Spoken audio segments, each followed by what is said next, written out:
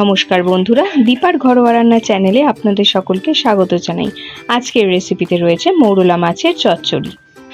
বানানোর জন্য আমাদের উপকরণ হিসেবে লাগবে মৌরলা মাছ, সাদা তেল, কাঁচা লঙ্কা, কালো জিরে, হলুদ গুঁড়া, জিরা গুঁড়া, লবণ, আলু, বেগুন, কাঁচা পেঁয়াজ আর ধনেপাতা। তাহলে চলুন এবার রান্নাটা শুরু করা যাক।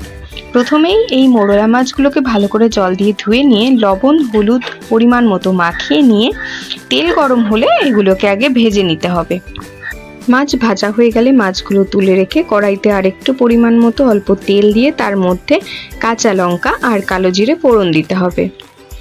এবার প্রথমেই আগে থেকে কেটে রাখা পেঁয়াজ আর টমেটো দিয়ে ভালো মতো ভাজতে হবে।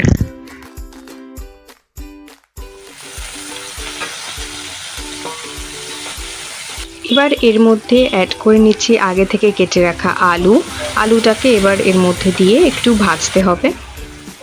আলু হালকা ভাজা ভাজা হয়ে গেলে এর মধ্যে এবার কেটে রাখা বেগুনটা মিশিয়ে দিচ্ছি।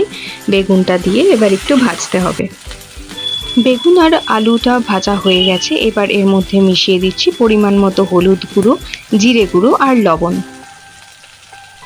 এবার এগুলো দিয়ে মশলাটাকে ভালো মতো নেড়ে নেওয়ার পরে এর মধ্যে পরিমাণ মতো জল মিশিয়ে নিচ্ছি।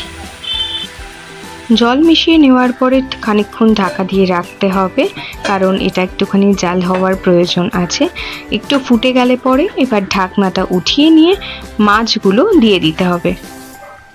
খানিকক্ষণ মাছ সমেত ঝোলটা ফুটে আসার পরেই উপর দিয়ে এরকম ধনেপাতা দিয়ে দিতে হবে। এরকম ধনেপাতা দিয়ে হালকা আঁচে বসিয়ে রাখলেই কিন্তু আমাদের আজকের রেসিপি কমপ্লিট। ভিডিওটি যদি ভালো লেগে থাকে অবশ্যই লাইক করে দেবেন। আবারও চলে আসবো রান্নার আরেকটি নতুন রেসিপি নিয়ে। সবাই সুস্থ থাকবেন, ভালো থাকবেন।